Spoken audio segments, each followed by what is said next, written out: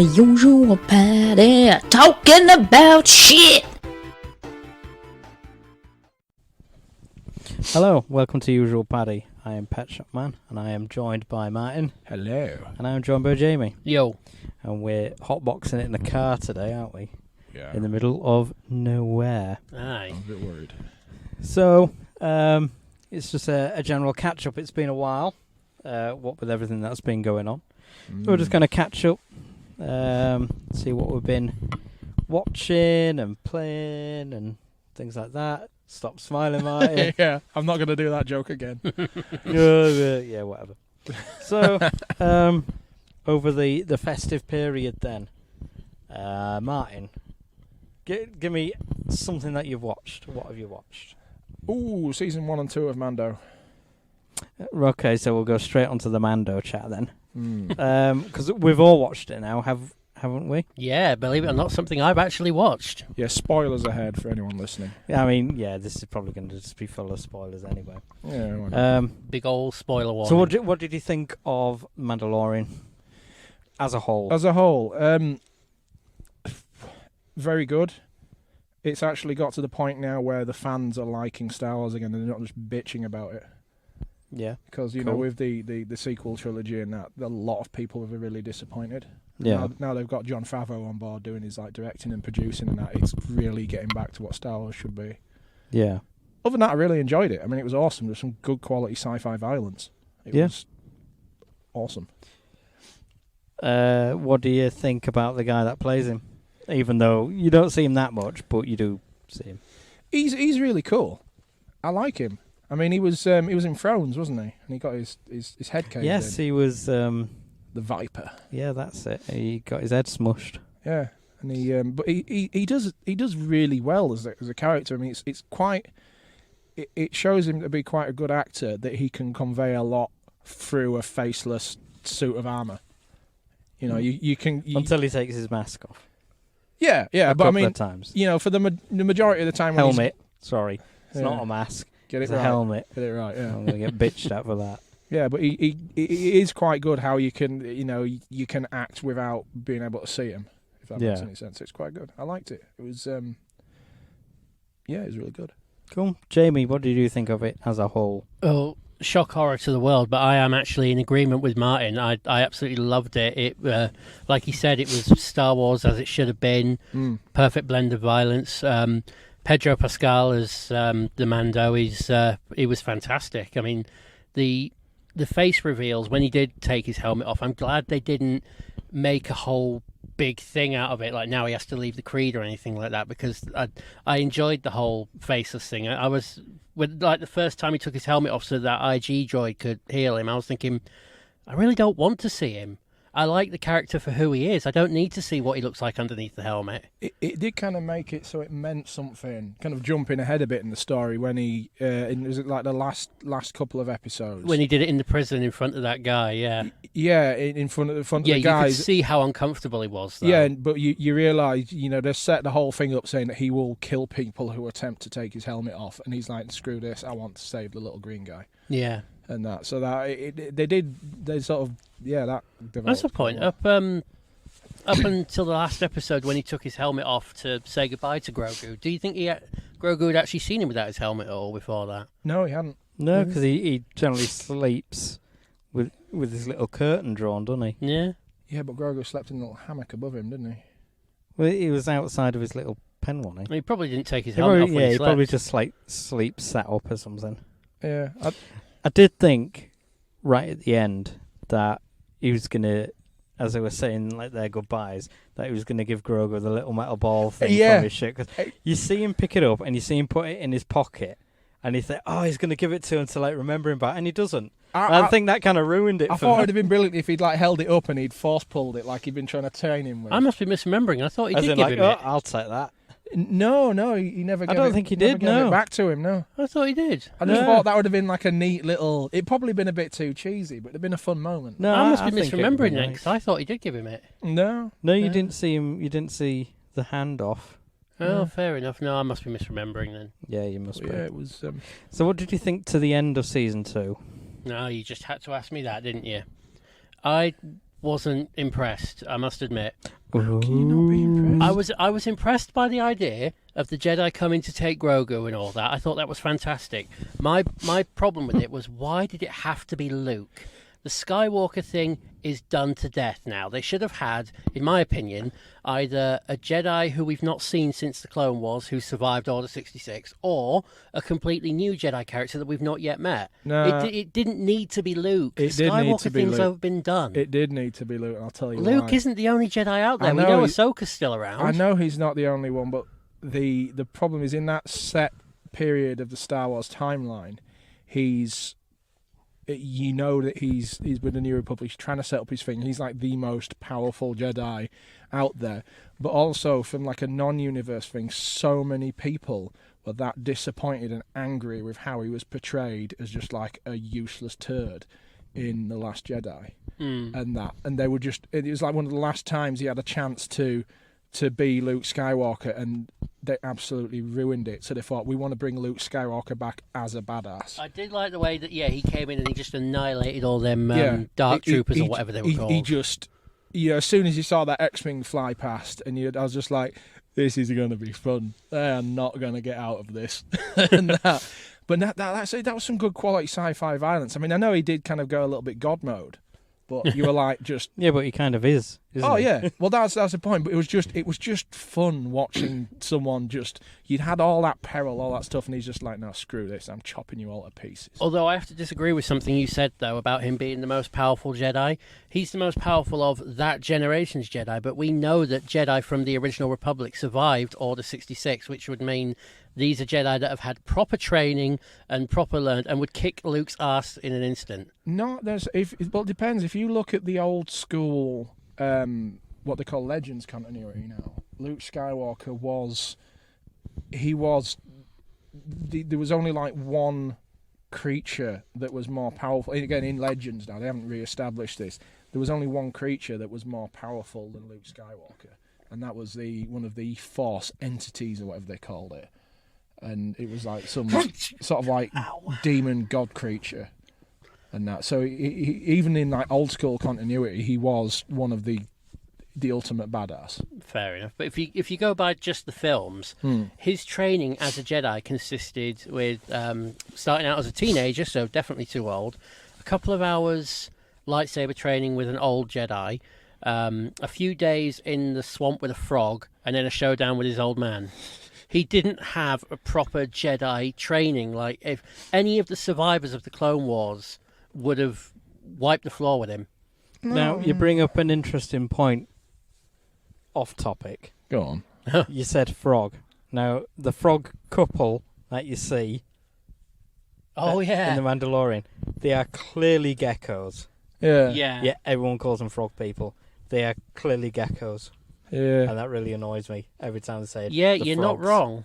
Do you know what? I know. Because doesn't she run on a wall at one point as well? Well, it's not just that. They've got like the She pointy fully starts doing faces the of a jumpy thing. gecko, and they've got the ears where geckos have them, and they've got the narrower heads. Yeah, no, you're The 100% geckos. right. They are geckos. Yeah, I know. So But continue. my missus was watching that same episode with the gecko frog creatures and all that, and she was like, "Oh, isn't it cute?" And that when he's trying to like eat the eggs, and it's like, "No, he's a murdering little shit." So that's it. Like, and that's like the last that's of their bloodline. lifeline, yeah. And they make a whole joke of him trying to eat their children. I'm just like, what a little turd. But then he's shown to be a carnivore from like the second episode, isn't he? When he just eats that frog live in front of all them kids. Yeah, being a carnivore, but it's kind of like how everyone's like, "Oh, isn't it cute? Isn't it funny what he's doing? A bit naughty." I'm just kind of like, yeah, it's just like someone bringing a lion into the maternity ward and saying, just take that one in the corner. He's a bit noisy. You can have that one, but no more. Yeah, it's just, yeah. I mean, it was funny, but I was like, no, it's a little grim. yeah, Committing genocide. yeah, pretty He much. is, yeah. And that, so yeah, there's just Little bastard. yeah, screw him. He's like little baby Yoda. He's a murdering shit. And that, he probably in that episode he probably killed more children than Anakin did in the Jedi Temple. Ooh. So Why yeah, would you say something so controversial yet so brave? yeah, that's it. Grogu's worse than Anakin. There we go. There we go. The death counts. Skyrocket. child For young ones. Yeah, for the young ones. But yeah, So, did you watch... Well, hang on. How do you think Season 3 will go? I'm calling. They did set it up really well for a, shall we call it, a passionate disagreement between Bo-Katan and what's his face, Mando. I think they're going to have like to fight it out. Yeah, because basically it's now in the crew. And he's going to just be like, "Oh no, I've let go." They're gonna no. I think they're going to have a duel, and Mando will put the effort in to give her a good fight, but he will. He'll see an opportunity to go, "Oh no, I tripped," or something like that, and "Oh no, it's fallen out of my hand. You win." But where do you see he has no the interest. series going now that I don't know, because I'm Grogu's gone? I'm thinking, is it's Grogu still going to be back? It's still going to revolve around Grogu. They've already said in a lot of the expanded, not expanded, like they've had like interviews with various people, and they've said a lot of the new TV series, like one of the central things is going to be Grogu and his sort of his training, and it's going to be a recurring sort of like story point. Yeah, I can see that happening. For example, in the Clone Wars, once Ahsoka left the Academy, they did like episodes with the Jedi, and then they did episodes with Ahsoka doing her thing. I could see them doing the same thing. Like 1 or 2 episodes will be about Grogu's training, and a few other episodes will be about the Mando himself. Well, I suppose it'd be more about Mando going on his quest, with them other 3, the blue ones. I'm not all up on the Star Wars lore as you and finding out more about the history and the actual lore, and they're going to go back. They're going to go back and try to retake Mandalore at some point, because that was the whole thing that she wanted to do. He's got nothing else to do now, has he? Turn a lot of people off now, because people would watch it for Baby Yoda, wouldn't they? The people who watch it for the show itself rather than Baby Yoda are the people who want to watch it. I mean, it's called The Mandalorian. It's not like the Baby Yoda The show. Mandalorian and Baby Yoda and the child, sorry. And Grogu. It's not like, that book about the boy and that tiger that go walking through the woods. Hey?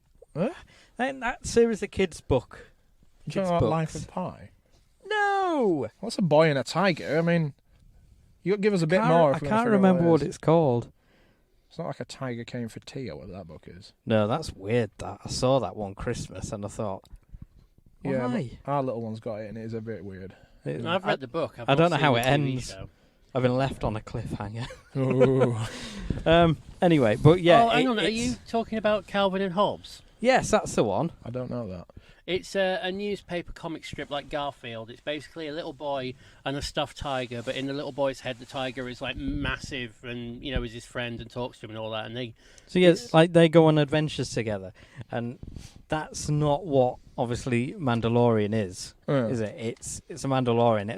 Except this storyline currently is about him and Grogu. Yeah. So like, as the series are going to go on, it's like, oh well, he's not the focus anymore, and it might just turn a lot of people off. Well, no, I think Grogu will be involved somehow, but I imagine it'll be similar to how it has been so far, as they will have that overarching story, because the whole overarching story for the first 2 seasons was, rescuing, saving Grogu and all that, but they had other adventures along the way, sort of thing. Yeah. So the next one, I mean, if it is retaking Mandalore or if it is whatever, they'll still do the same thing, but just have other adventures along the way. So, next point, the very end after the credits scene. Mm-hmm. Did I watch that? Remind me.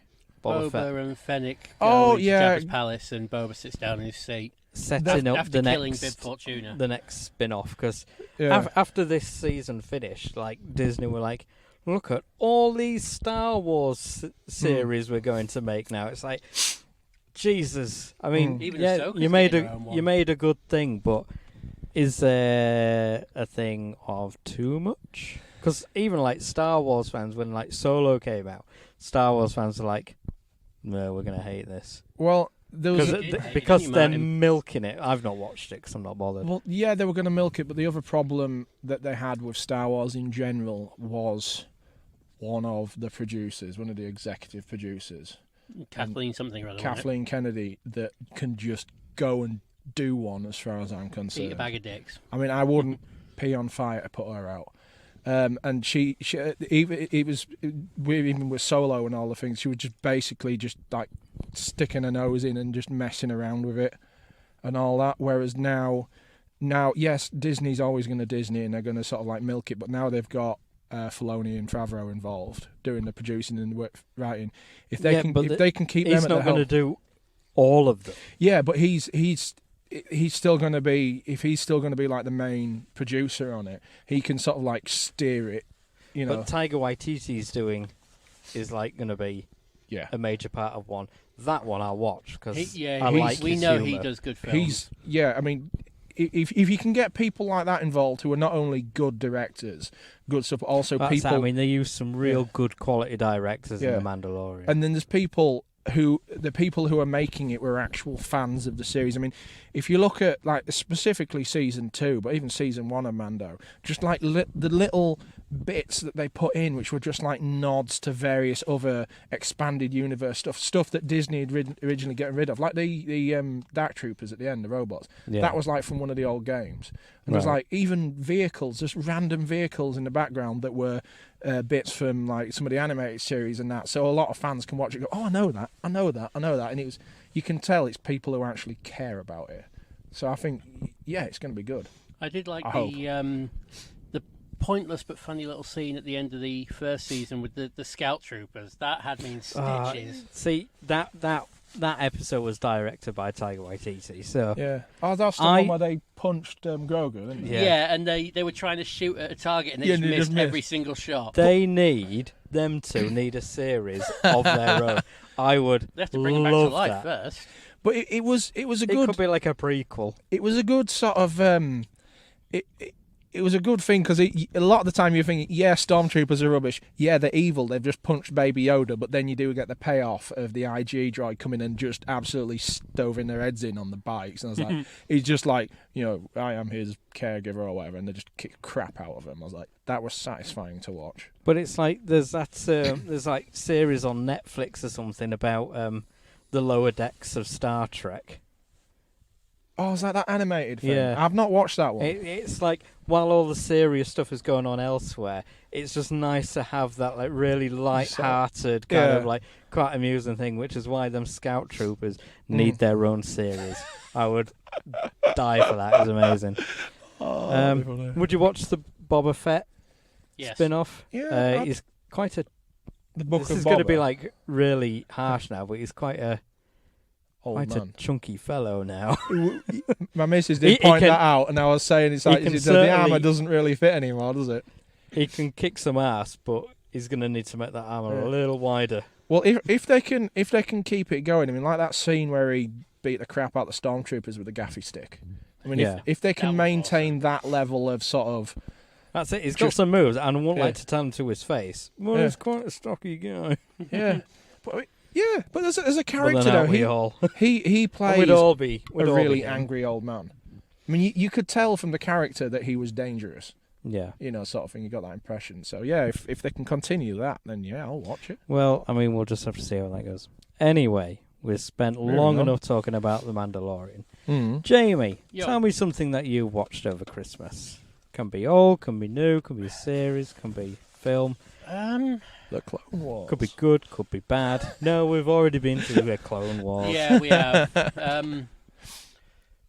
There's not really been any new series I've watched. Sharon was watching... Oh, God, what was it called? Designated Survivor. Are you talking into your microphone? I am. Hang on, a bit closer. Is that better? There we go. Right, Can you hear me now? Sharon's been watching a program called Designated Survivor. Oh, is that one with Kiefer Sutherland? That's the one, yeah. Now, I only caught a few episodes, so I don't know the full plot, but from what I understand, there's a massive terrorist attack on the White House, and the most senior member... Well, can't see anything like that almost happening in the future. The most senior member left alive, he's like in charge of urban housing development, and because he's the most senior member left alive, he gets bumped up to President of the United States. And the series just goes on from there about the people trying to depose him, and he becomes a good president. He ends up winning an election. I'm sure it's good, but it will never be 24. Well, see, I've never actually seen 24. Oh, Shock horror. 24 is much better. So you knew that was coming, didn't you? Yeah. Do you know what annoys me about 24? is that at no point did he just have like an entire episode that's just an hour of him being asleep. I mean, Okay. he's awake Or for the spending entire 5 day. minutes in the toilet. Yeah, yeah. It's just the most unrealistic way to spend your time. Yeah, but it doesn't focus on him entirely for the 24 hours. So while he's like snooping around and he's got his earpiece in, and then the camera goes to like his daughter or something, you might have like a quick whiz while the guards are like in the background.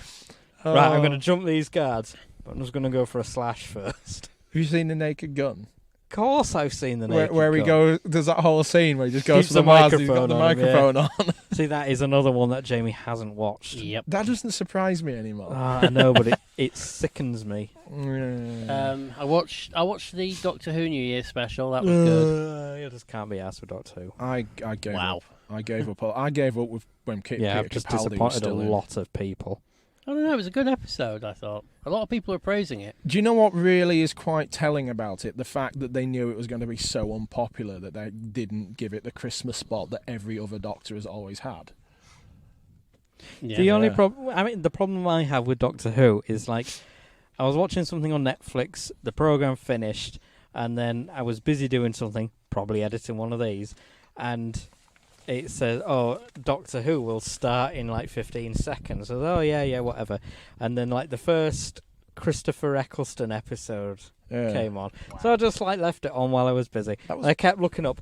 My God, the acting in that by everyone was the worst. But that's the point. Is it was still good Doctor Who. It wasn't good. I mean, as far as Doctor Who goes, it was. Well, don't forget though, Right. the first Christopher Eccleston one. This is back in 2005, and it was the revival of the show, so they were still finding their feet. If you look towards like David Tennant and Matt Smith series, that's when it was really in its prime. And for me, Matt Smith was my favourite. I liked him. But still, I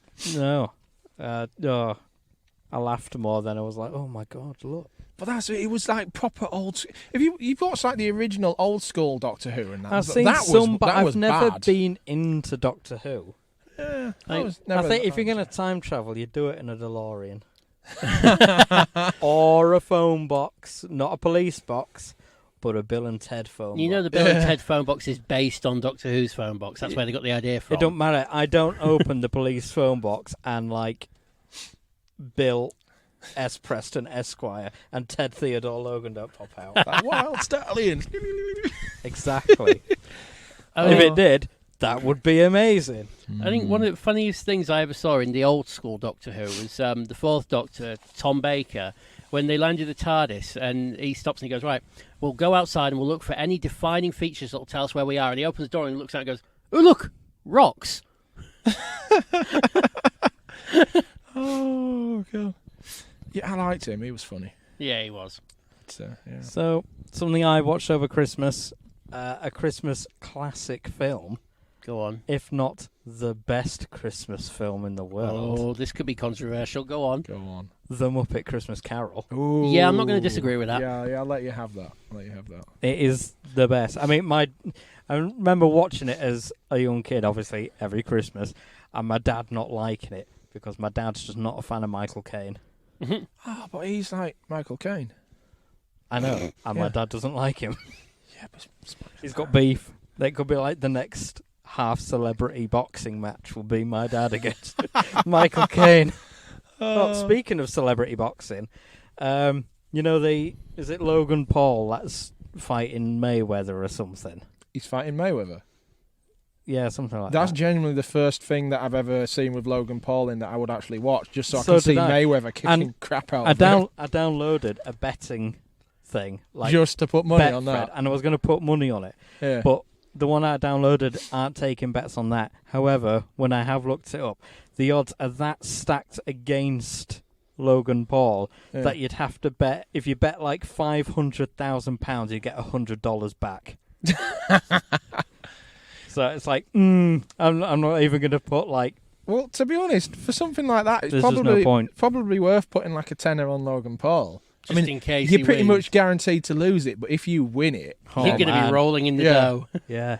you know, But that would be me sat there wishing that Logan Paul wins. And I don't want that. I want him to, like, die in the ring. Well, I know, but it's like being a pessimist, isn't it? Like if you're expecting the worst, but then when something else happens, you're not that disappointed. Where it's like, oh, he's won, but I've got like 100 grand. Yeah. So you can just go and console yourself. You could afford to buy a ticket to the next one where he actually dies. I'm still not going to be one of them knobs that bet on him to win against someone that hasn't lost a fight yet. Against like actual heavyweights. What, Merriweather's undefeated? Yeah, or whoever is fighting is undefeated. I think wow. it's Mayweather. I can't remember now. I could just be causing beef for no reason. So yeah, I watched Muppet Christmas Carol because it's generally amazing. And I had I didn't have that many gifts to wrap. I've got a Christmas card for you. Still, Yeah. save it, son. Yeah, I'll send it next year. Yeah, save it. But I was wrapping these presents, and I thought, I'll have some films on while I'm wrapping. Yeah. I only had like a handful of things to wrap. Some of them were quite big, and when it comes to wrap it, I like to make it look. I like to take my time wrapping them, but even though I do, I put a lot of effort into it, they always still look like shit. Mm-hmm. Yeah, well, people who can like wrap presents neatly are like should be burned as witches. Yeah, well, So my wife then. Yeah, why this not? handful of gifts. Hmm. Or was it like just over a handful?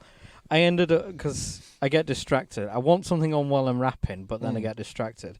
So, in order to just wrap these presents, I watched The Muppet Christmas Carol, Avengers Endgame, and the last Star Wars film, and it took me all that time to just wrap these few gifts. I'm like the slowest rapper. What else did you watch, Martin? Back to you. What have I been watching? I started watching Attack on Titan. Fair enough. I'm not an anime guy, but I'm good not for really. you. I just Clearly you are if you're watching it. Well, no, not particularly. It's the first one I've ever actually paid any attention to. But the idea of like, 50 foot tall walking zombie dudes that eat people, I'm like, yeah, Aren't why they not? the guys that like don't have any skin? It's just like muscle. No, that's only the Colossal Titan. Yeah, the it rest is. of them have skin, but they don't have any defining male or female characteristics. They've got They're like shop mannequins. Yeah, they've got like action man wrinkles, I hate as in they don't mannequins. have one.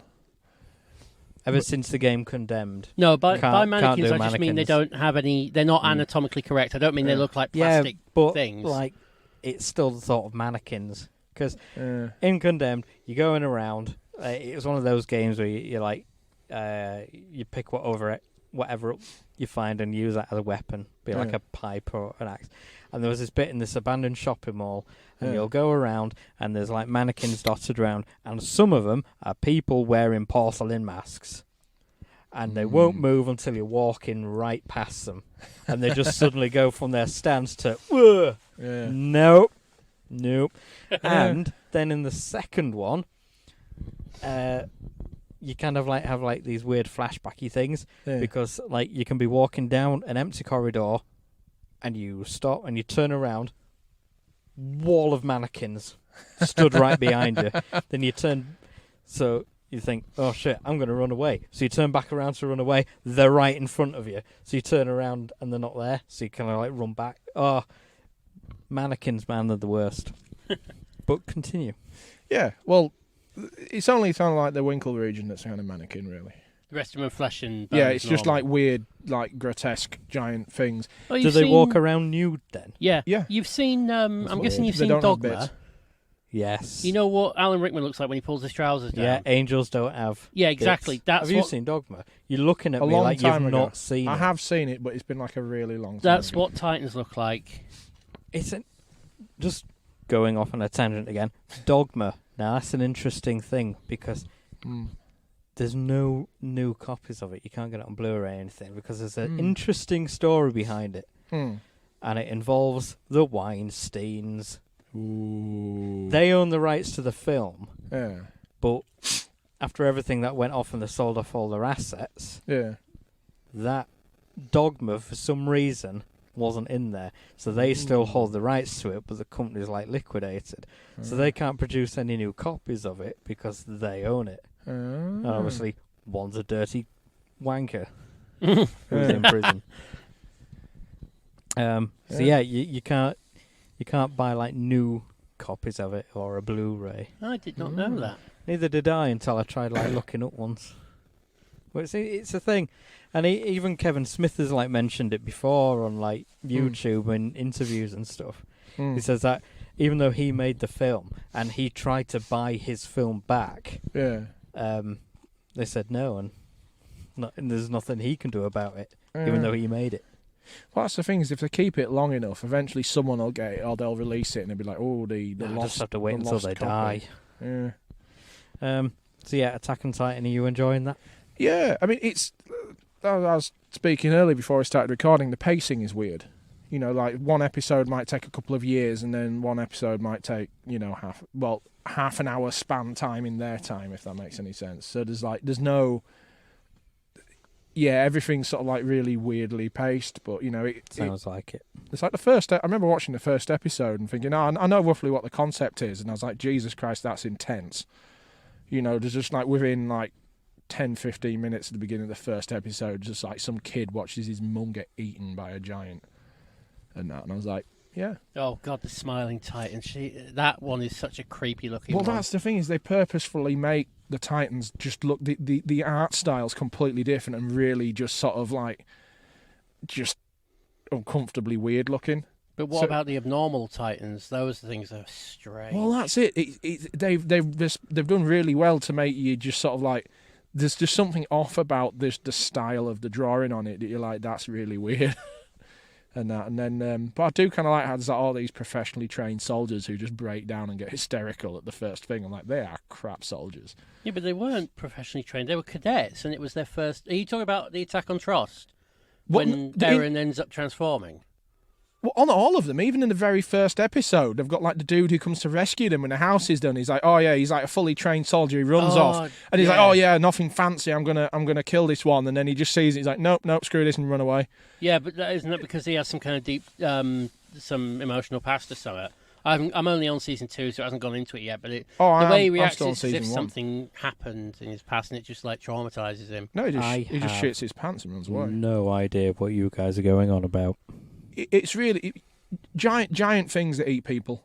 No, big naked giants who literally they attack and eat people. They have no other reasoning above doing that. They are essentially giant zombies. That's all they are. The only way to kill them, interestingly enough, is to make a deep cut on the nape of the back of their neck.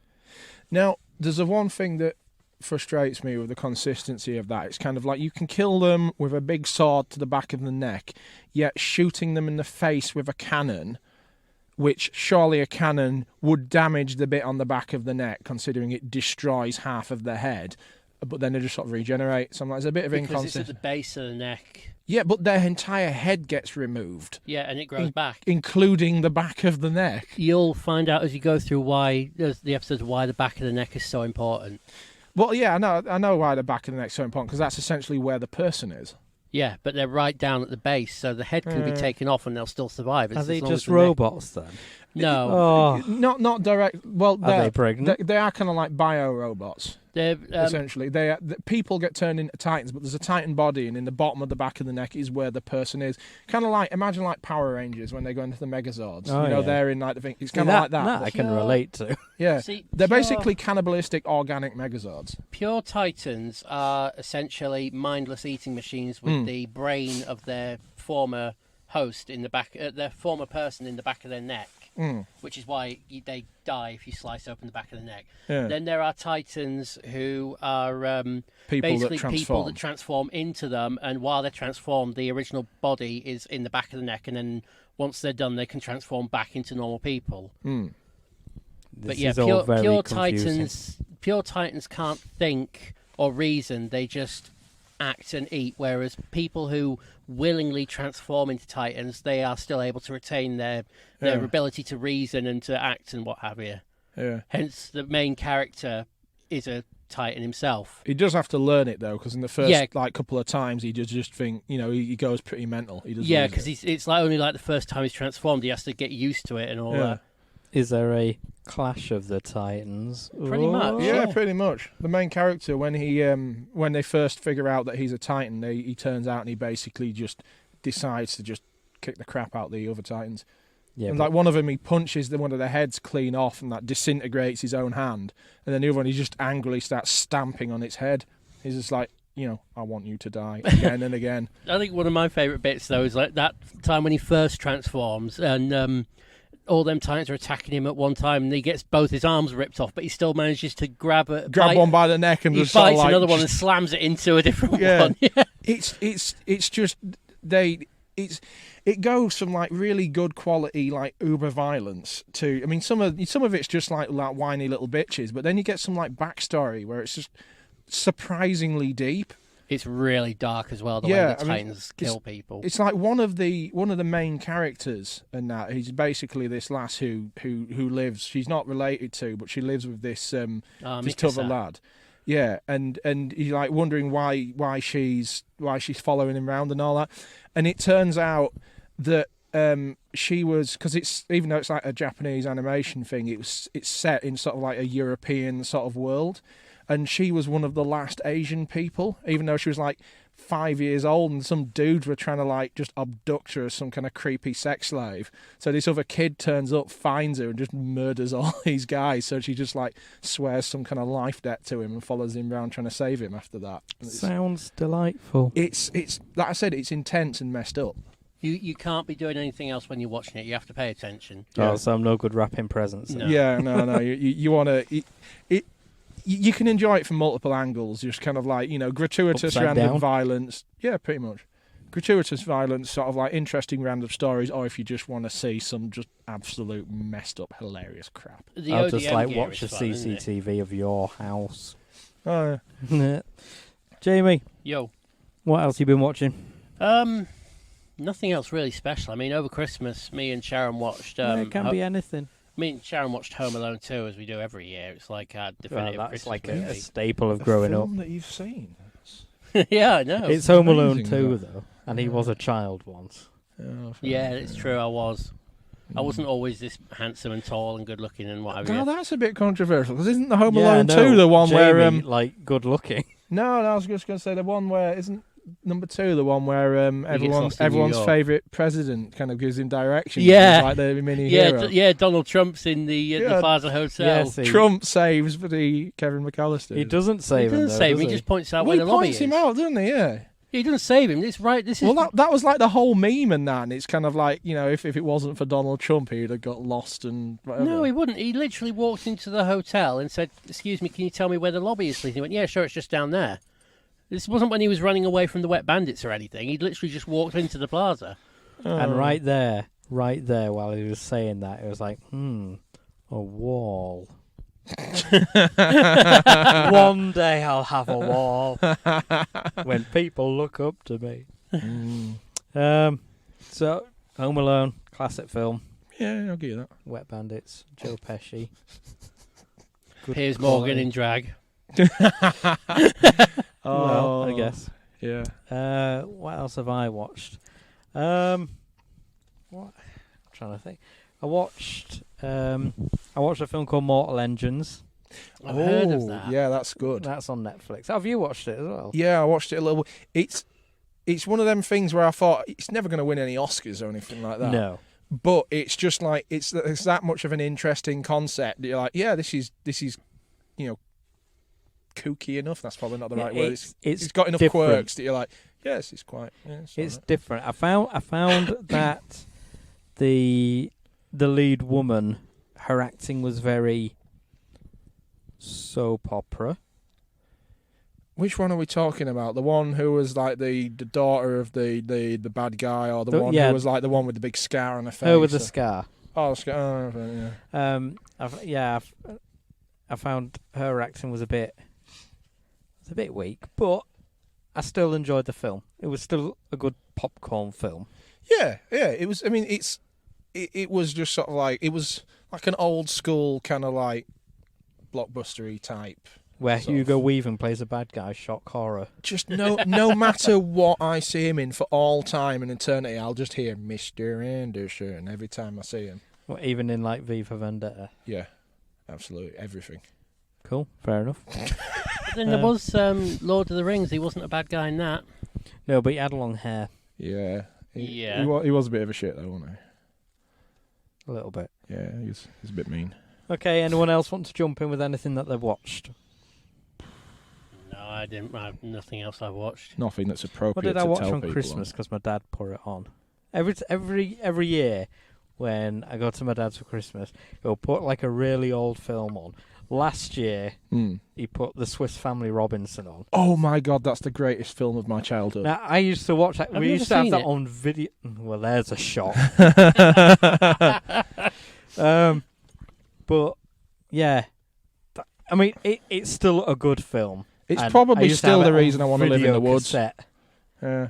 I've got it on DVD. But like, I watch it now. I'm like, see, they've built things better than Bear Grylls. Oh, Bear Yeah, Grylls. but that's because he buggers Like, off to a they're hotel when like- he's Yeah. finished filming. Yeah, he builds like a Premier Inn, and, like, Yeah. out of like a bit of wood. But they've like got like full on tree houses and stuff, and he used to love the idea of that. That was it was as I was little. everyone So, would have loved that. Yeah, he put that on that year.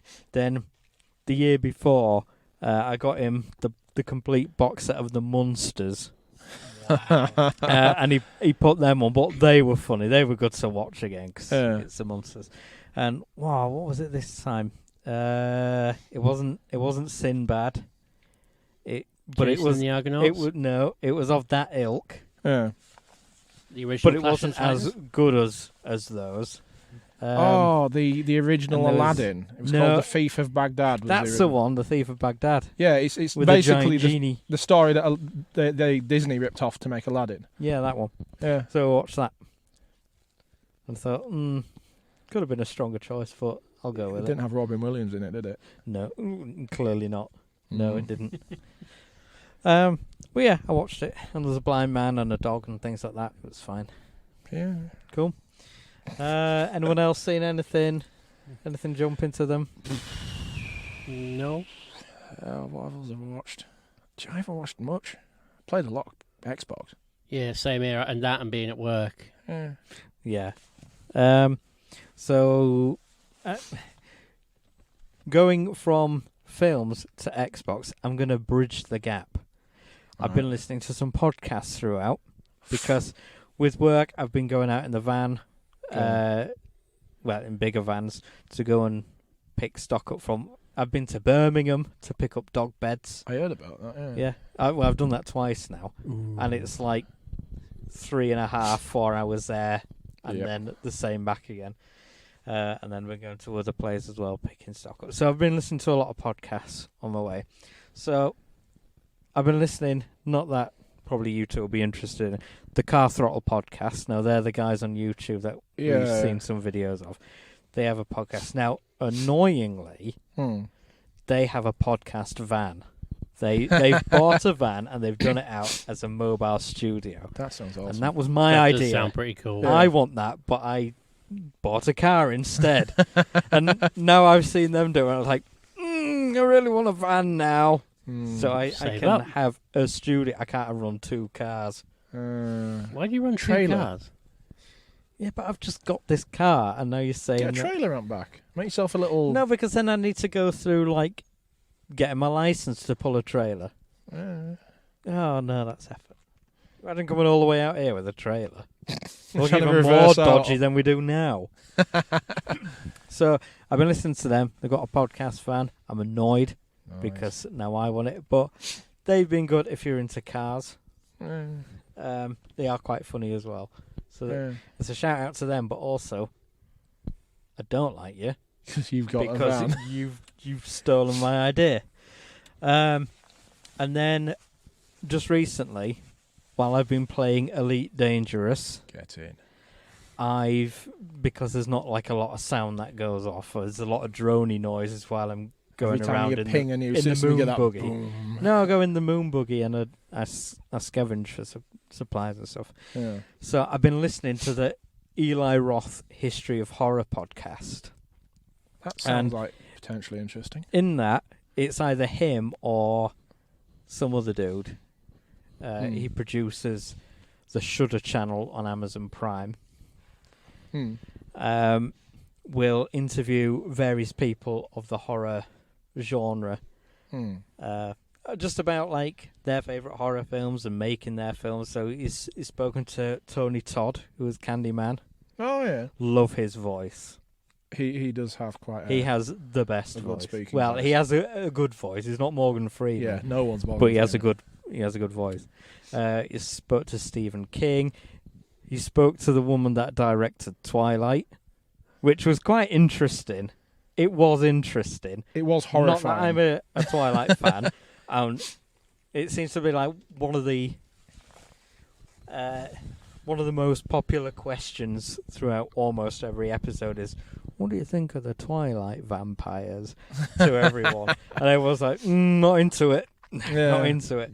But it was interesting to listen to like her thoughts and how she kind of got shafted by Hollywood because she was given such a low budget to do this film, and she made it, and it made so much money, but they never offered to let her do the next one, so they just passed it off to someone else. To be I've got a dry throat now. To be fair, having a missus that's read all of the Twilight books and all the accompanying expanded universe Have you books, watched all the films then? I've had the misfortune of seeing the first one, and that. I've had the misfortune of watching two because of my housemate. Yeah, I've seen. Technically, I think I've seen the last one, but it was on whilst I was in the living room, but I was just watching something on my laptop at the time. Was it Twilight? No. No. But it's to be honest, they would have been bad films no matter who had directed it. Yeah. You know, it's just yeah. But it was interesting to listen to her speak. Yeah. Interviewed them. Interviewed Rob Zombie. Oh, he's good. Nice. And the guy who does a lot of production work for The Walking Dead. So they talk about like horror films and like this guy who like works on Walking Dead. He'd worked on like some of the George A. Romero films. Ooh. Oh, So he's kind of got a bit of pedigree in there. yeah. But yeah, and it's interesting to listen to other people's ideas, which is why I do this. Yeah. I love celebrities. Yeah. Hashtag every celebrity in the world. What, even Kim Kardashian? Yeah, I'd have her on. Ask her what kind of film she likes. Would you show her the glowy Kardashian? The what? Sea of Thieves, we have a ship called the Glowy Kardashian. Well, no, we'd have to show that to Khloe Kardashian. Oh, of course we would, wouldn't we? Yeah.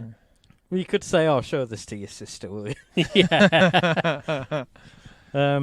Maybe if she's got an Xbox, you could get her to come and crew for you. Yeah. Now that'd be an maybe. interesting sort of podcast episode, and that you and one of the Kardashians going on a pirate raid on the Xbox. You'd have to have me and Sharon in as well, though. Yeah, why not? I'd need a podcast van, then she could join us in the van. Okay, now you're getting a bit dangerous. All right, Khloe Kardashian, just come in this van with us in the middle of nowhere. We're going to play Xbox, honest. Look, I'd Clearly have, Jimmy If you Carter. could pull that off, I I'd would, gladly have any celebrity and like talk to them about like films, TV, whatever. What's your benchmark, or what's your line for someone being a celebrity? I mean, I've been Probably on television. interviewing myself. Oh, fair enough, because you're like the most famous So celebrity. I'm already there. Yeah. I'm already there.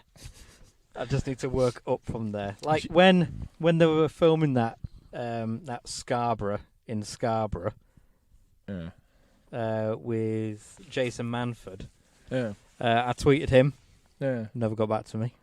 Yeah, but he strikes me as the kind of guy who's probably a bit of a dick. But then I tweeted Ross Noble as well after he'd come to Scarborough. I'd been to his show. Yeah. Then like I tweeted him, and he replied to me, but he said like he's already left Scarborough now, so he couldn't. Oh. But it was just so good for him. He got back to me. Yeah. Maybe next time. Now he strikes me as someone who's probably all right. You know, when you look at yeah, someone, you think, oh reckon yeah, I he- mean, he- Manford's funny, but I think I imagine probably Okay, won't it was get a along. celebrity in Scarborough, so I was like, well, I'm Yeah. here, so I'll try. But you know, I'll keep trying. I'll keep tweeting them whenever someone's in the neighbourhood. If I had a van, Yeah, if I that could ever go happens and again. I could go to them. Yeah. All I need is Bill Nye in the street again. Then I'm like, you And he's come like, on my "Crap, show. not him again." I knew coming back to Scarborough was a bad idea. Yeah, well, yeah, history of horror, very good. There is a small series on the Shudder channel on Amazon Prime as well, which is just kind of like the visual, but they just take like snippets of the podcast for the show. So I watched them, and then I've been listening to the full interviews, and yeah, it's really interesting. They obviously talk about a lot of the classic horrors, like what got them into horror and stuff, and they all say the same thing, where it's all Night of the Living Dead, The Exorcist, Jaws, Poltergeist, Rosemary's Baby. I've Halloween. seen a few of them. You've not seen Halloween? No, I haven't. And I only found that out like last year, and that blew my mind.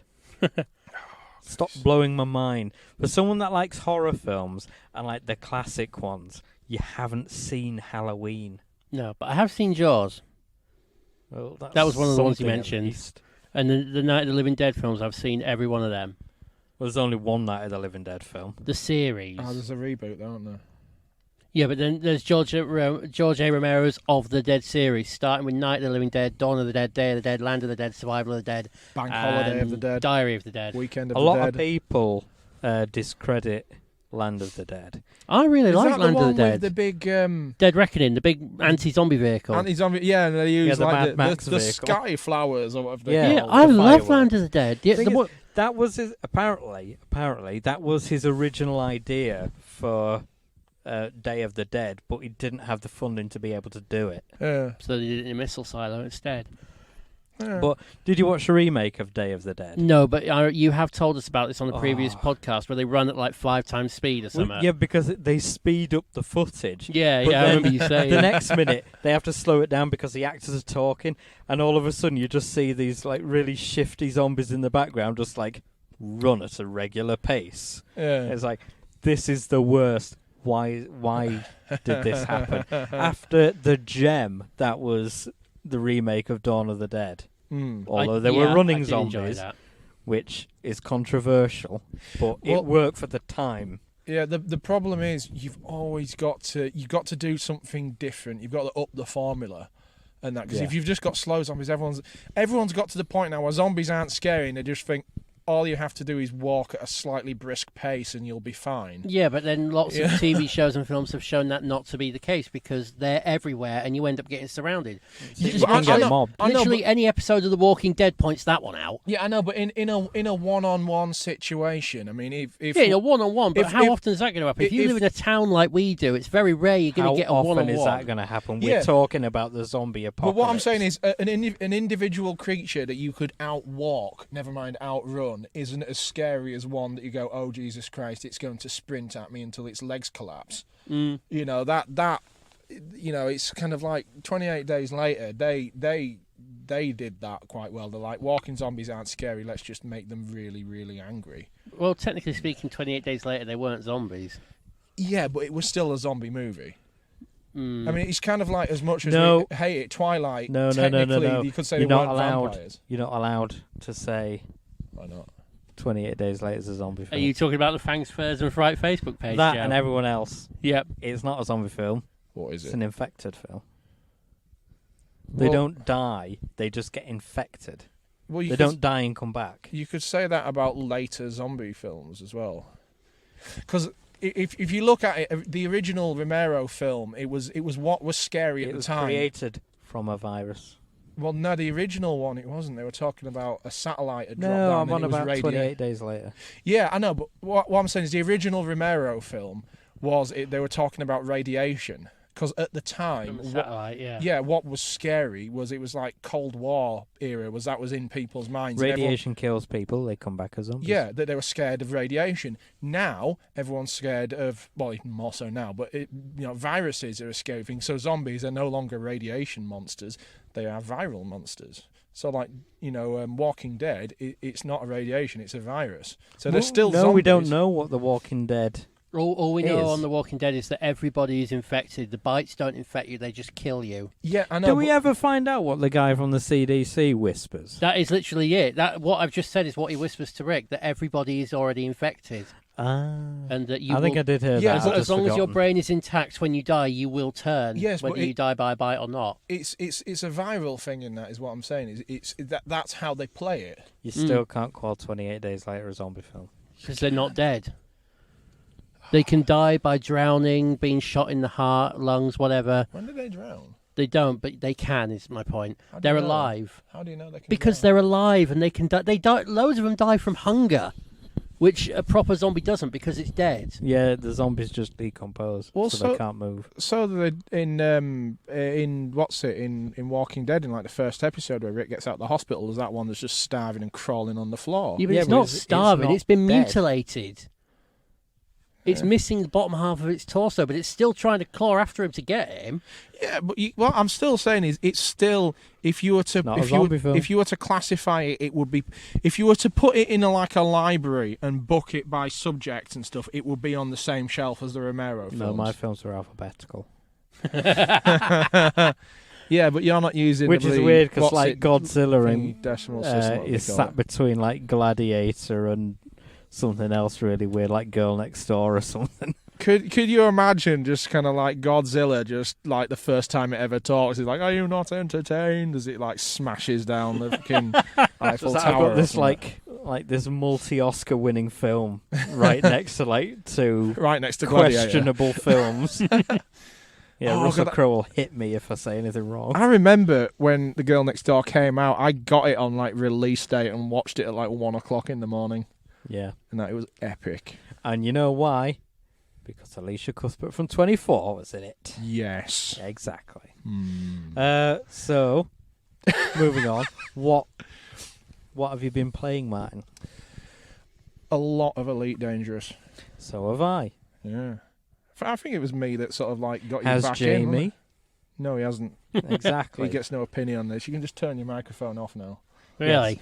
Because you have no idea what we're talking about. No. Kind of like when those two were talking about Attack on Titan, so it's kind of revolving around a bit now, isn't it? Yeah, I'll just like sit here. So yeah, we've been playing Elite.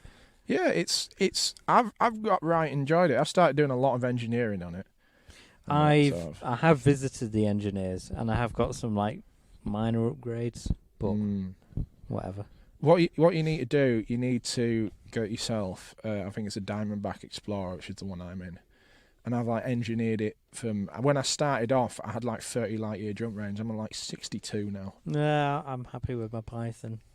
Pythons are good. They are good, but depending on what you want it to do. I mean, I just wanted to bugger off to the See, if complete I'm opposite side of the galaxy. exploring, the Yeah. more stops I go to, the more money I can make by, like, with my discovery scanner. Well, there's multiple ways. You still want to have yourself a long jump range because you can put in your route plotter you can put there's options for like the most efficient route or the quickest route. So if you put the most efficient route, it'll just go jump really short jumps. Yeah. So you can do it, but the thing is, if you have a long jump range, if you ever get stuck I found it, it would go, oh, I'm out of fuel, but I'm out of fuel because it's trying to make a 50 light year jump, but that still leaves every single planet within 50 light years to jump to. So you can effectively never get stuck because there's always somewhere close enough to get to with what you got. We've been trying to convince Jamie to play the game. Oh, yeah. What tips have you got? Not to convince him to play it, but to play it for the first time, what tips would you give him? How would you make money straight off the bat? Data transfers. Okay. You can get for those that don't know, you can get like random different types of mission. You might have cargo missions, which is deliver this to this place, or you might have a passenger mission, which is go to this place and come back, or a combat mission, which is go there, try to kill him, come back. Try to kill him. Yeah, and then you get your data delivery or courier for sensitive pole data or whatever they call it as, which is basically travel to this place and then you get money for going to another place. It's not very much, but you do. It's a steady and easy thing to earn. So what other tips would you give him? Don't start a fight when you're in your Sidewinder, your first little ship. Because you can fully engineer the hell out of it and put the biggest weapons it's capable of doing, and everyone will kick your ass. I made that mistake, and then I did it on purpose for the funnies. But yeah, so just don't start a fight. Be a good boy when you start. Just do your deliveries, and then, you know. What ship should he upgrade to? Very much depends on your play style. So I mean, Milling about. I mean, if from what I've heard you say, and from like seeing screenshots and all that, I think I'd be interested in seeing where I can go and what I can find. The whole exploring aspect of it. well, yeah, So there you go. He wants to be in Indiana Jones. yeah, He wants to find the Temple of Doom. Well, the easiest thing to do if you want to start off is upgrade to a trading ship, so you can earn yourself a bit of money doing your trading. Where your trading missions or your cargo missions, you'll earn a little bit more.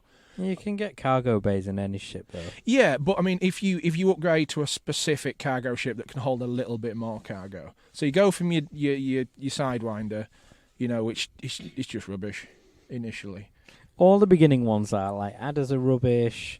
The hauler's rubbish. You look at the hauler, but they've got such little cargo space in it. Well, you say that, but I downloaded, when I was trying to look at jump ranges for ships and that, just to get some stats, I downloaded a spreadsheet that someone had put up, and like the hauler's got something like the 3rd or 4th longest jump range. Yeah, the cargo ships and the passenger ships do. Mm.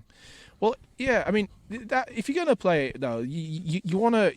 I think cargo's your next best option if you want to move up, because you're not directly going into combat. Because if you go straight into combat when you're not that into it, you're just going to get your ass handed to you, and you're going to end up losing a lot of money and a lot of time getting frustrated. But I would imagine if the game is as intricate as you're saying, and you're doing a cargo run, then surely ships will be able to scan you and go, "Oh, he's got cargo. Let's go for him." Quite regularly. Oh, they do that all the time. They'll quite regularly, but there's a difference between someone being stopped, you get a little message saying, "Give me your cargo," and then usually you just run away.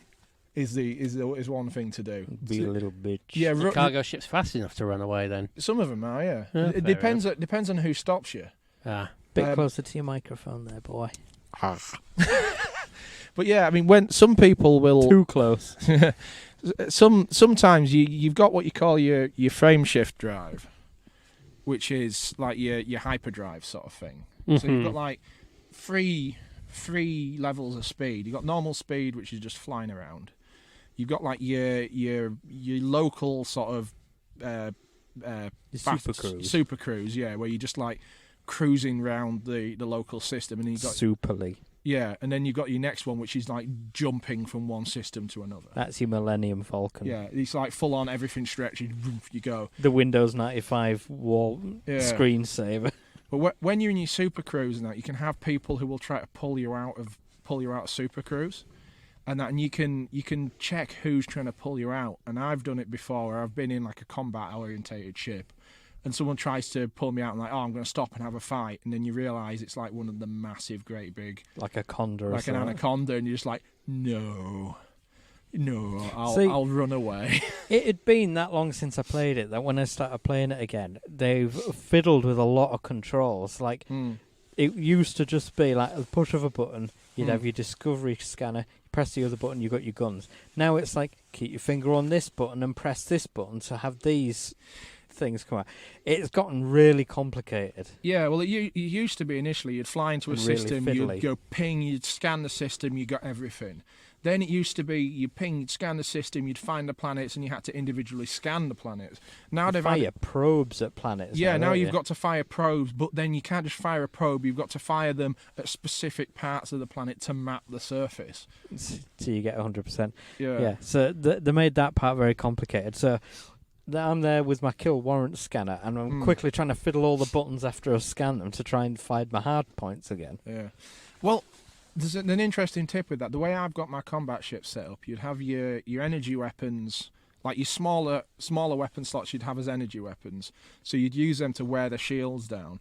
And then once the shields are down, you lay on them with like the Gatling guns and stuff like that. Yeah. So what I do is if you go into your module or your fire groups, where you can set them to different trigger buttons in your controller, I always set that my kill warrant scanner is on the same fire group as my laser weapon. So whilst I'm firing, it's still scanning them at the same time. That's no good if they're like not wanted. Well, then your kill warrant scanner doesn't do anything because you've initially... You need to scan them first with it.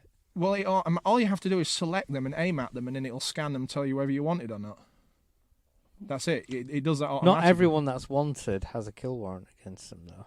Yeah, I know, but what you can know if they're wanted simply by locking onto them and aiming the front of the vehicle. It automatically tells you. And then if they are wanted, if you're going to destroy them anyway, just put your weapons on so you're firing at them and scanning at the same time. It's just quicker. But then if you're looking at them and it tells you if you're wanted, what is the point of the kill warrant scanner? Because I'm figuring that's what it does. It tells you if they're wanted. Well, if you know someone's wanted, you destroy them and you get a bounty on them. If you use your kill warrant scanner, it finds out who they're wanted by. Oh, it goes into more detail. Yeah, so then you can go, destroy that ship, you get 100,000. And that, but they're wanted by this faction, so you get 150,000 if you sell that data back to that specific group. Right. So it just gives you that little bit of a boost. Okay, moving on. I got a bit in depth. We've spoken a lot about Elite. Jamie, what have you been playing? Well, I've actually been playing 2 games. One of them is a Assassin's Creed Valhalla, which to anyone who knows me won't be surprised. Yeah, I it's finished a Viking watching game. Vikings. I haven't watched any of that. No, I'm only on season 2 of that. I'd watched the others a while ago, but on the 30th of December, the last part of the last season was released. I watched that, so I finished watching Vikings. It was good. Is it any good? Well, it's kind of... It's all right. It's not got the smarts of like Game of Thrones, but then it's not meant to have. No, it's based on Ragnar Lothbrok when he first got to England. I know who that is. Was he a Viking? Yes. Well, it's actually We're debated on about whether... Vikings, and it's just said it's based around a guy called Ragnar Lothbrok, and you're saying, "Oh, I know him. Is he a Viking?" It's actually debated whether Ragnar Lothbrok actually existed or not. But yeah, the series is about him going to England and his sons, who were actual people, but whether they were the actual sons of him is kind of like up in the air. Yeah, Ragnar Lothbrok's existence is debated, but his sons were known to actually be real people, either the Boneless or the... And it's weird so because it's they know that these people existed, but they didn't know if they had a father or not. Whether their father was Ragnar Lothbrok, or if they're even related. But yeah, it's weird to me. Like now, I've like seen it, and like either the Boneless like conquered York, and so it's like, it's good. I've been to York. I've been where either the Boneless was bonelessing around. Well, our town was founded by the Vikings. It was, yeah. Good old Scarthaborg. Do you know what? On a similar thing to I've been to York, that's not as cool as my claim to fame. Go on. Do you know in Prince of Thieves where Kevin Costner falls into I've the been water? to Sherwood Forest because I've been to Centre Parks. Well, I've been to Aysgarth Falls and I've fallen into the water in the same bit where Kevin Costner did. I just didn't go over the waterfall. Not where Little John fell in. No, it's the bit where he sort of like knocks him out and he sort of goes off the edge, doesn't he? It's been many years since I watched Robin Hood, Prince of Thieves. But yeah, no, I watched Robin Hood Men in I've Tights. interacted with the film set. Oh, I love Men in Tights. That's right good. I bet you do. Shut up. The film. Come on, yeah, that whatever. The Mel Brooks film. Whatever. It's With a film a I have Jew? actually seen. You seen Rabbi that? Tuckman, that was awesome. Yeah. It will bless everything. That you've seen, but the Naked Gun you haven't. Yeah. Something wrong with Sickens you, me. man. Something wrong. So yeah, I've finished watching Vikings. You've been playing Valhalla. Have you enjoyed it? I absolutely love it. I've completed the main storyline. Yep. I'm currently making my way through getting every single collectible. I'm shooting for 100% basically. I have got the season pass, so when new DLC comes out, I will get it automatically. So I'm looking forward to that. Yep. There's a current Yule event that's just ended where they put a Christmas load of things in your village, which was pretty cool. So yeah. Oh yeah, I watched Krampus as well. Oh, is that weird horror thing where they go searching for capture Santa Claus and he's a weird monster? That's Rare Exports. It does have a Krampus in it, but I still recommend people watch that. No, Krampus is like this American film about the the Krampus lore, and it's got a guy from Parks and Rec in it. Which one? The youngish-looking guy that marries Leslie. He created the Cones of Dunsfire. Oh, that He's in it. Oh, that's funny.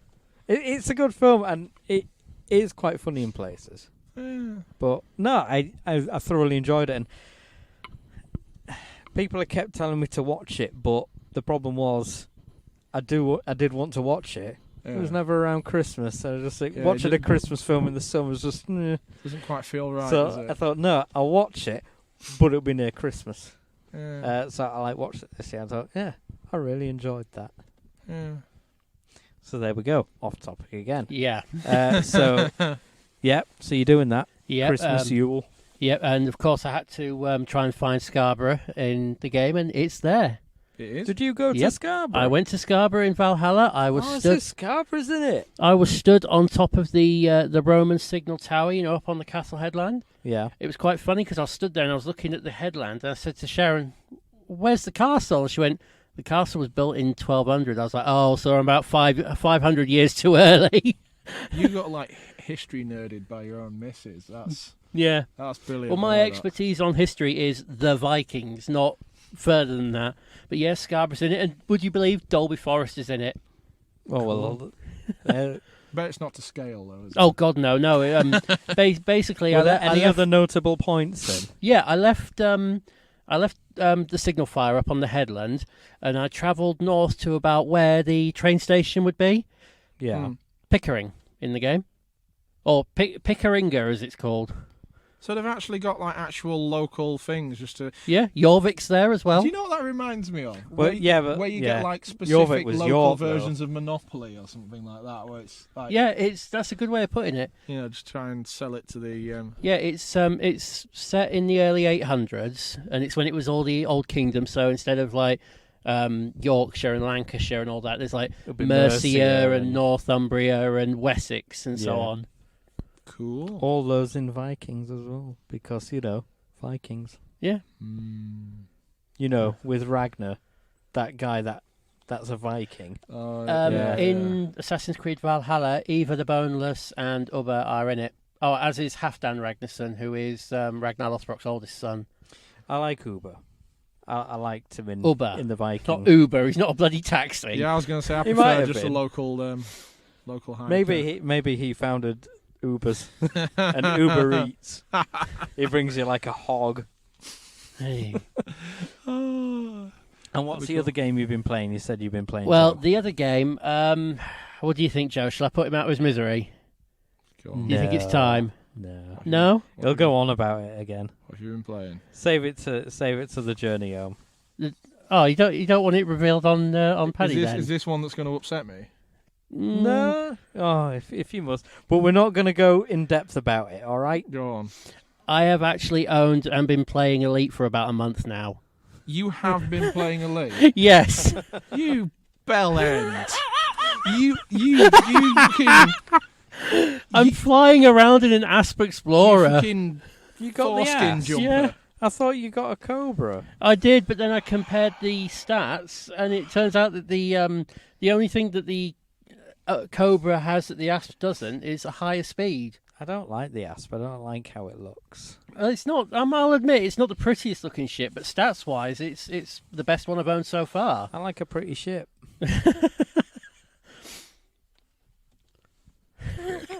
So this is going to be my journey home. Yeah, I made my squadron and everything. I was going to invite you, but you can. You haven't even invited me yet, and I've been playing it. I've tried to invite you. Yeah, but I've been playing with him, so I can teach him how to play. You've got to search. You've got to search for it and apply to join. It's not. You don't. It's not like a wing invite. I've been in Joe's multi-crew. We tried to do some bounties, didn't we? Oh, God, I've never done that. Faff. No, don't. It's a right ball ache. Well, now we know how to do it. Now I know how to operate the turrets and all that. I bought a new ship, and I've decked it out specifically for multi-crew so we can try and nail this. Oh, the Python. No, because that's what we were in. We were in the Python. Yeah, but no, it's a new ship. I can't remember what it's called. They but it's no. I used that for the passenger Chieftain, mission. No, I'd sold that. Hmm. It's a red one, and it kind of looks like Mamba. a race. Yes, that one. Yeah, I know. I've got one. I haven't flown it yet.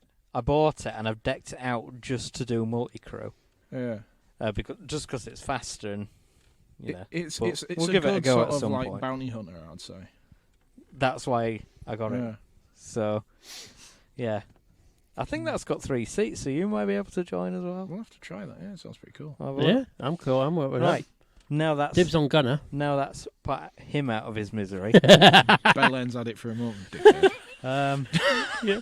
In fact, I'll have a look and see if it's got a fighter bay or something. And That'd be pretty cool. Yeah. At one point while I was on it, I saw you were online, but there was no option to join you. So I was like, damn, I was going to try and sneak in and surprise you. Well, to be fair, it'd have to be multi-crew because I'm about a week away. that's it. It's yeah. like you could join in Yeah. with the both of us in the game, and he'll never know.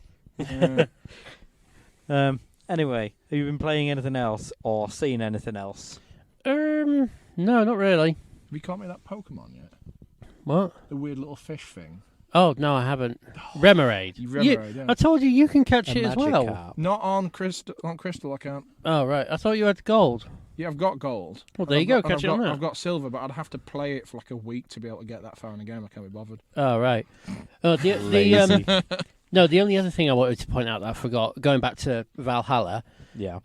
unlike other Assassin's Creed games, the whole stealth assassin thing is purely optional. The Vikings weren't the subtle type. No, I've spent the entire game with dual-wielding hammers and charging at my enemy in full view. There's been no stealthiness. I want my enemy to have time to soil themselves and realise what they've done before my hammers clobber them in the face. Oh, you're a hammer man. Yeah, I've got Mjolnir, man. It's I've got hammer Thor's time. hammer. If I was a Does Viking, it come back to you when you put your hand out? No, 'cause you don't throw it. Can you spin it round and fly into air? No, it does lightning damage. Well, it's not if I proper was a Mjolnir then, is it? Viking, the axe would be my weapon. Yeah, see, I started off with dual axes, but then... No, I'd have an axe and a shield. When it comes to with most games with fighting in, I always prioritize high damage over speed. So when I found a hammer and I saw its damage, I was like, yes, this is mine now. And then I got a second hammer. It's like, okay, I am dual wielding hammers. And then when I completed the game and did all the secret-y bits, I was like, right, I can get Mjolnir now, the best hammer. Well, the problem is I've watched too much sort of like medieval type stuff and Game of Thrones. Are you going to say you're going to ride a dragon? No, literally. I mean, there's a lot of like the YouTube channels I watch where the people who do like historical recreations of specific medieval weapons and that. And I've watched too much of it to think that if I were a Viking, I still wouldn't go for like the hammer or the axe because it's just too slow.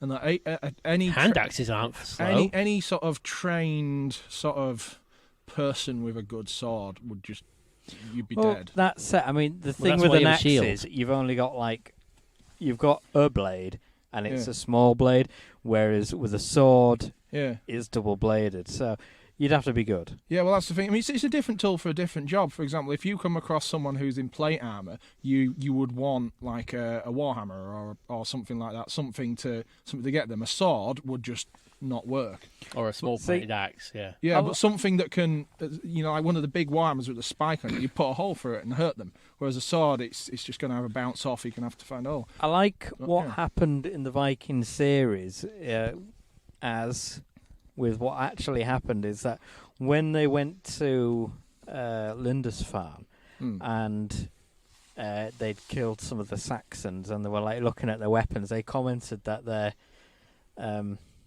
metal work was more impressive than their own.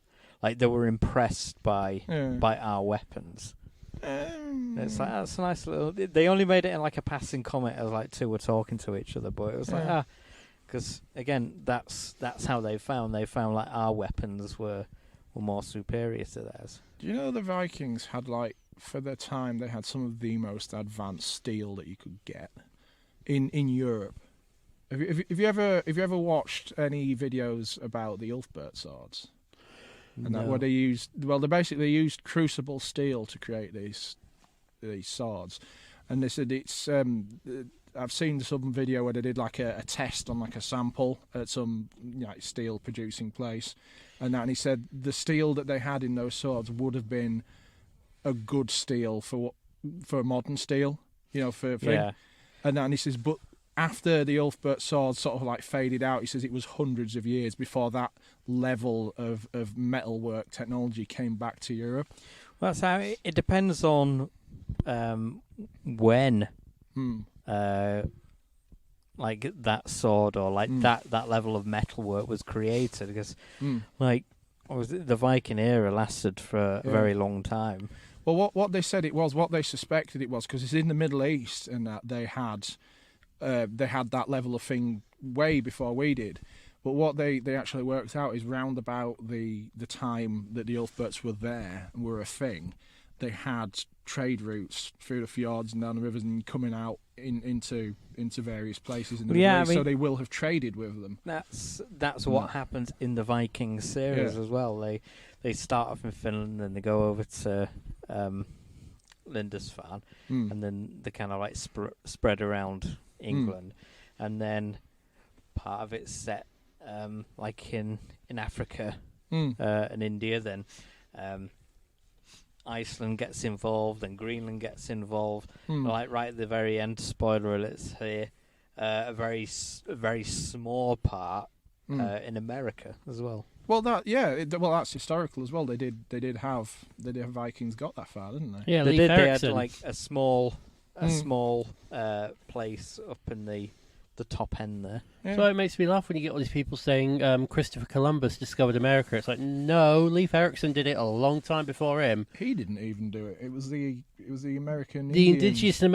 indigenous Americans lived there, but because they didn't originate there. They came from somewhere else at some point. Did they? I thought they originated there. Well, no, pretty much. If you go back far enough, everyone came out of Africa, didn't they? Did we? Yeah, the human race originated from that approximate area of the world. Oh. But by then, all the continents were connected, so they all spread out over the land. Then, as the So since years the go on. continents split up, Leif Erikson was the first outsider to discover America. Well, let's see, it's kind of like rediscovering. Yeah. We'll say. But everyone goes on about it being Columbus. It's like, no, the Vikings beat you by a long way. Oh no, yeah, it's pretty much universally understood now that Columbus didn't do jack. Columbus was a dick as well, though, wasn't he? Yeah. Yeah. It was a prick. Something that you don't learn about in school. No. But yeah. So what else? Anyone been doing?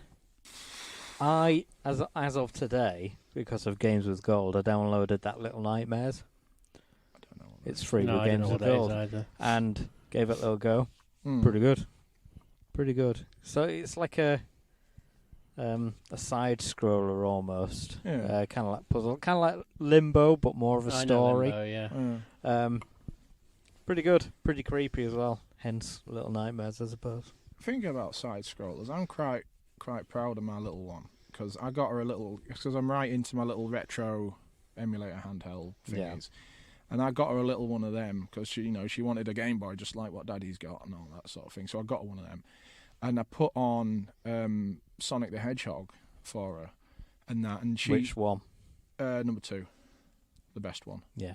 And that The one where you can super spin. Yeah, and you have heard of Sonic the Hedgehog before, haven't you? Yes, but I disagree that the second one was the best one.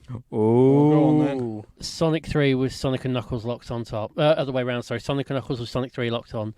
It was 14 stages, more of a storyline, and more. You it don't was just want a a bigger story game. when it comes to Sonic. You just want to go play It with was a Sonic. very simple story. It wasn't like, plots and It was and too conversations. complicated for itself. No, it wasn't. I'm Sonic, not saying it was a bad one, but Sonic 3 and Knuckles was the best by far. 2 was the classic. That's 2's kind the of best. it's kind of like turning around and saying that Return of the Jedi was better than Empire because it's got the Emperor in it and the big fight at the end. Yeah, it was good, but Empire's the best. Sonic No. 2 has the best music as well. Oh, now that I will agree with. Oh, saying that though, Sonic 3 No. Ice Cap Zone. And let's not forget Michael Jackson was involved. No wonder Sonic's running away.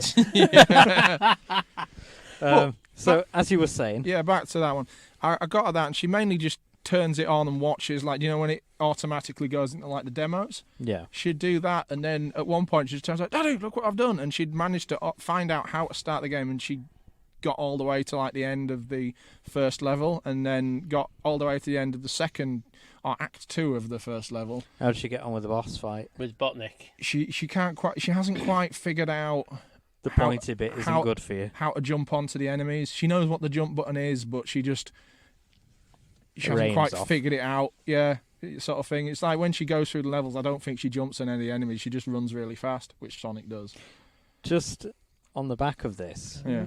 I have just remembered that this Christmas I watched the Sonic movie. I've not How seen did that you yet. find it? Have you watched it? Yes. I haven't seen it yet, so don't spoil it. I enjoyed it, Yeah. but I didn't like the flossing. Yeah, it was cheesy. That was, like, I enjoyed the film, but, like, on 2 occasions, he did, like, some Fortnite dancing. Yeah. That made me cringe, and I didn't like those bits. I think the best bit in it was Jim Carrey. Yeah, I've heard that. Yeah. As Eggman. Robotnik. And Yeah, that he was it's kind of just- going back into, like, classic Jim Yeah. Carrey, but not overdone Jim Carrey. Well, I think I've watched a load of sort of like making of, behind the scenes, all that type of content and that, and a lot of it they just turn around and say they just let him riff on it. They let him do. It's like that whole dance routine thing he does. That was just him messing around. But Yeah. that's like one of the funniest bits. But wasn't that kind of the case with a lot of Robin Williams films as well? They didn't give him a script. They just said, "Here's what's happening. Well, yeah, Go." That's it. I mean, it's the same thing when you get someone Like that. who's. I mean, I'm not going to say Jim Carrey's as good as Robin Williams, but in a similar vein. He's in the same category, though. Yeah, you just let him do his thing. Just let him. And you just record it. Yeah, I mean, Yeah. it's like that's the one thing I'd love to see. There's an interview with Robin Williams, and he says when he was doing the whole genie thing, he says, "Oh, do you mind if I play?"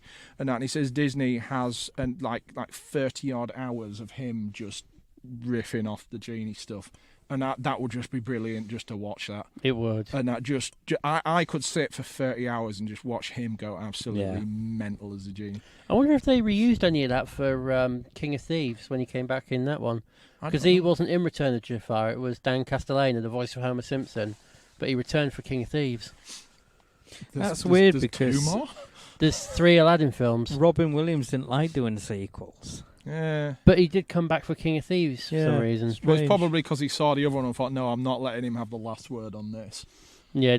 Dan Yeah. Castellaneta was a good genie, but he wasn't Robin Williams. Well, that's the thing, is it's like when they did this live-action reboot with Will Smith. Now, Will Smith is good, but it's just kind of, you cannot... No. There's no point in even trying. Well, Will 'cause- Smith even said in the interview, didn't he? He knows he can't be Robin Williams, so he's going to try and do his own thing on it. But that's the thing, with a character that is so just tied to Robin Williams. It's like the genie is Robin Williams. It's not like a character, it's just him, but blue. Yeah. You know, and it's never going to work. It's never going to be quite right without him. So yeah, just don't do it. We'll never have a friend like him. No. See what you did Ding, ding, there. ding, ding, ding, ding. So, anyone else with anything to add before we wrap this up? I listened to some Sherlock Holmes audiobooks.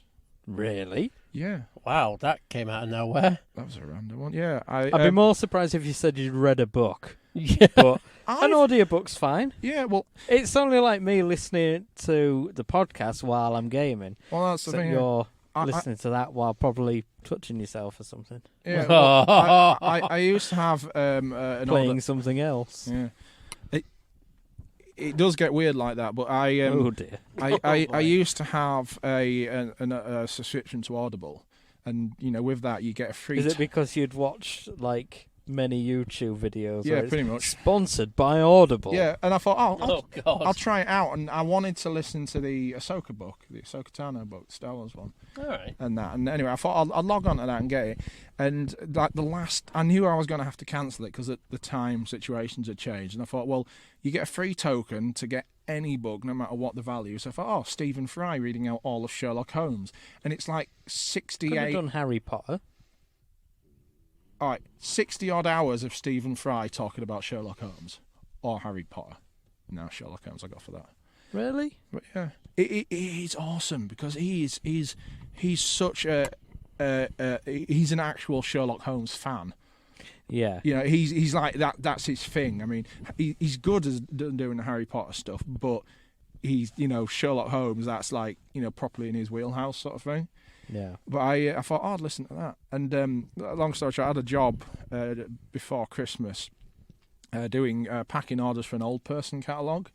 And on the subject of touching yourself, it is hilarious when you've got like cardigans, slippers, and then you realise... Are you touching yourself? Not quite. Packing but old people's You stuff. realise the old person catalogue has that page at the back for old people who are trying to rekindle things. And See, I you can love buy- those little catalogues that you get with all the things like aimed at old people. So you've got like heated blankets, Yeah. and all things like that. And I've seen the half naughty page that you get in these catalogues, Well, where there's in air quotes a stress reliever, as they label it. I don't think I can say this. It's a bit. I won't tell you what the name is, but I've had anything when, you know, from basic sort of battery operated marital aids. Shall we This say. is what I mean. The stress reliever.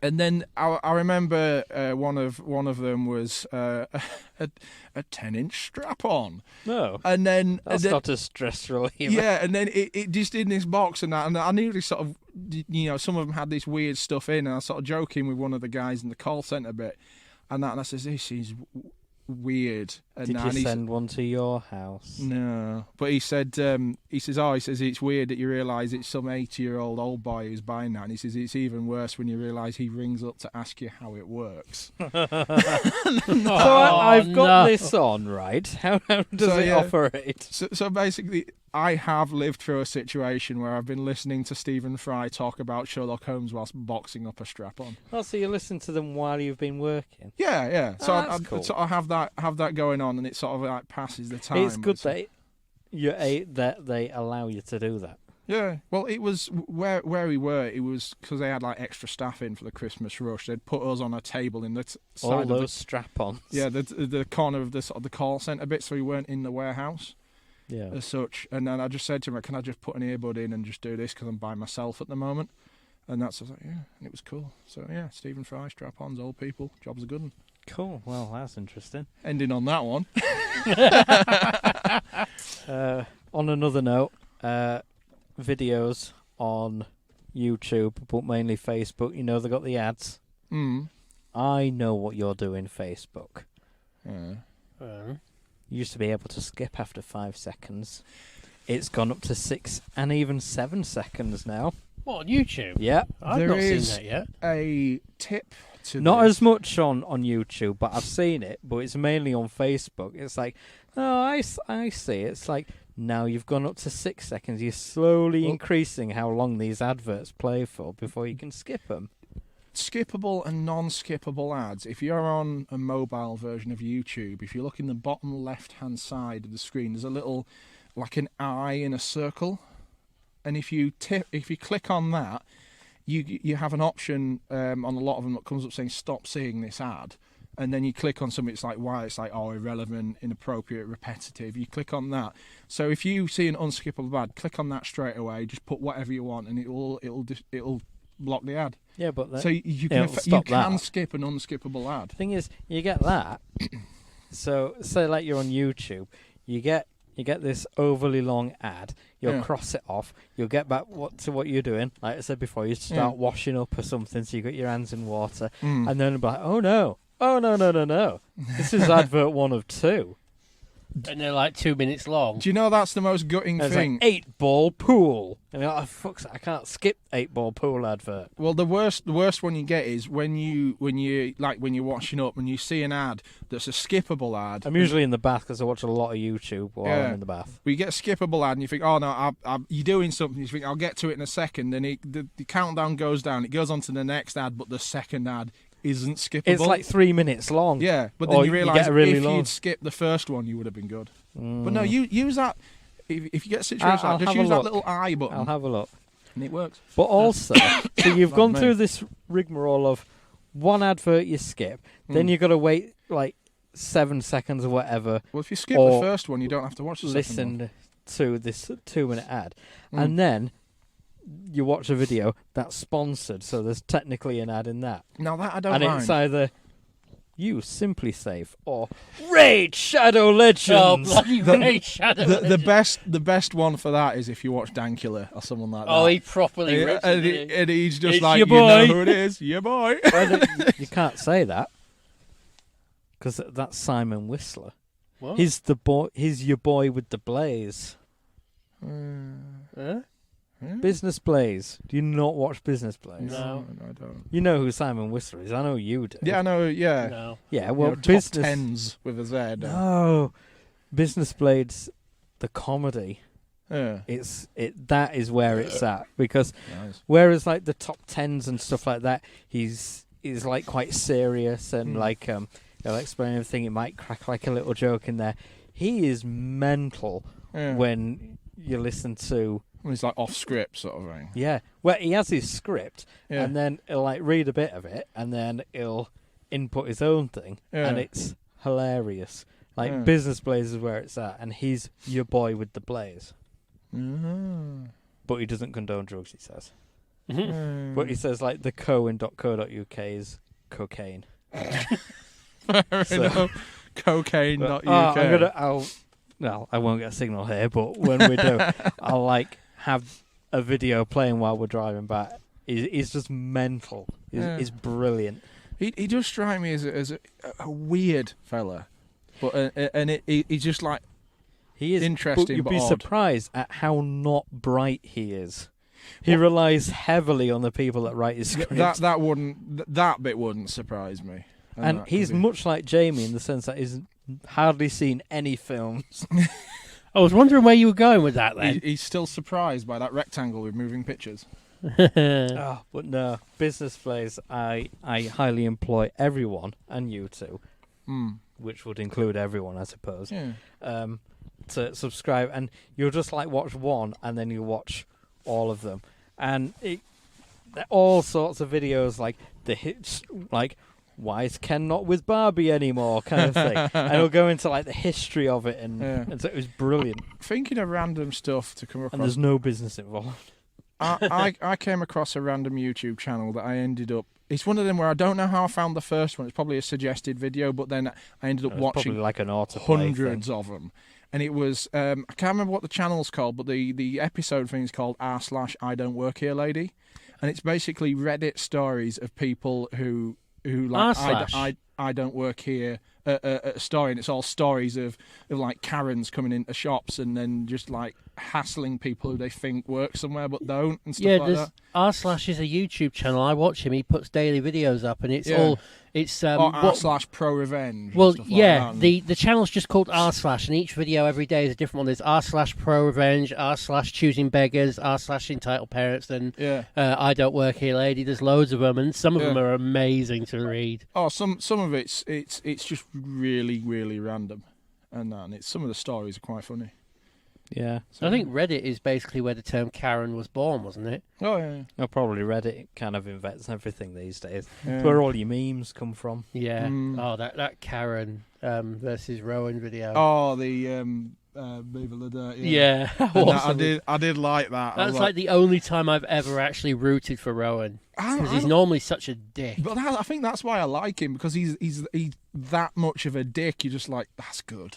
And they've created a character that's so much of a dick. I'm just like, I'm impressed. But then Yeah. the Karen episode comes out, and he's like the hero.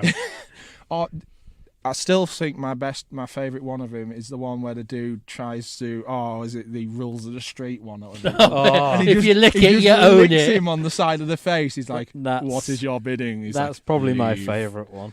And it's just so funny. It's just like straight up the side of the face. I'm like, I wonder how many times they had to do that. I think my what would favourite you one. have me do? Leave it and be gone. I think my favourite As you episode wish. has to be the one where Ben brings the TV back and he wants an argument, and Adam just like puts it through with no fuss whatsoever. Have you seen that one? No, probably. Ben walks in, Ben, the problem customer, the one who licks things. Yeah. Yeah, he comes in with a big TV. Adam's working on the desk, and he comes in and he's like, this has got dead pixels. I want to return it. And Adam's like, yeah, okay, sure, I'll do that for you. And he's like, no, I don't have a receipt because I care about the environment. And all the while, Adam just scans it and goes, right, okay, that's it, done. You fully refund. He's like, really?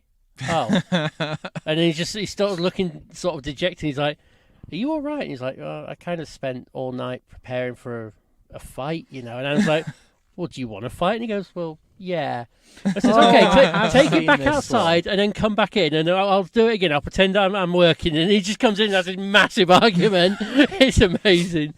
I have seen that one. I like that dude. He's the weird dude who's got like the short hair or the bald head and the weird beard, the weird little weedy fella. He was in Hunt for the Wilder People very briefly. The film that I've made you watch, but we still need to make Jamie watch. That's bizarre. What's that film? It was, but he was very briefly in that, and I only noticed like after I'd watched it, and I was watching more Viva La Dirt League, and he popped up, and I thought, no, that's him.